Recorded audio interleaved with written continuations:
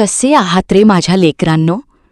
खूप वर्षांनी तुमचा हा गोतावळा असा एकत्र आलेला पाहून आज माझा ऊर भरून आलाय. मी तुमची शाळा बोलतीये. कणकवली शाळा नंबर 3 अर्थात तुमची लाडकी भालचंद्र महाराज विद्यालय बोलतीये. 1970च्या त्या दशकापासून ते अगदी काल परवापर्यंत तुमच्यापैकी प्रत्येकाचं पहिलं पाऊल मला आजही जशास तसं आठवतंय.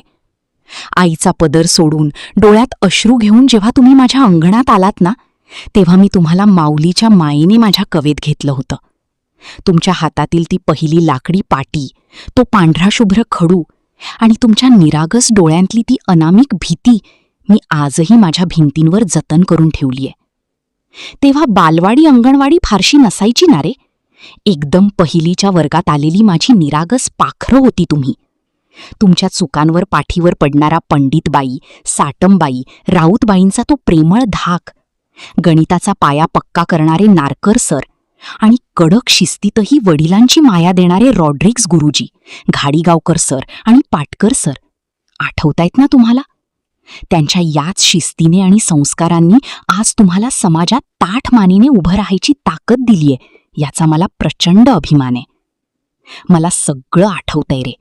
ती मधली सुट्टी होताच भूक लागल्यावर घराच्या दिशेने झालेली तुमची पळापळ आणि माझ्या या सारवलेल्या अंगणात एकत्र उभे राहून हात जोडून तुम्ही घेतलेली ती सकाळची प्रार्थना आजही माझ्या कानात गुंजतीये. आज तुम्ही आयुष्याच्या पटावर खूप मोठे झालात, आपापल्या संसारात व्यस्त झालात. काही जण तर हे गाव सोडून दूर शहरात निघून गेले. पण माझ्या लेकरांनो, तुम्ही जगात कुठेही गेलात तरी तुमच्यावर झालेले संस्कार आणि माझ्या मातीची वीण कधीच पुसली जाणार नाही. हा मेळावा फक्त एखाद्या ठराविक बॅचचा नाही, तर माझ्या छत्राखाली शिकलेल्या प्रत्येक पिढीचा, प्रत्येक वर्गाचा हा महासंगम आहे. येत्या 28 मे रोजी मला तुमच्या आठवणींचा तो जुना कट्टा पुन्हा एकदा अनुभवायचाय.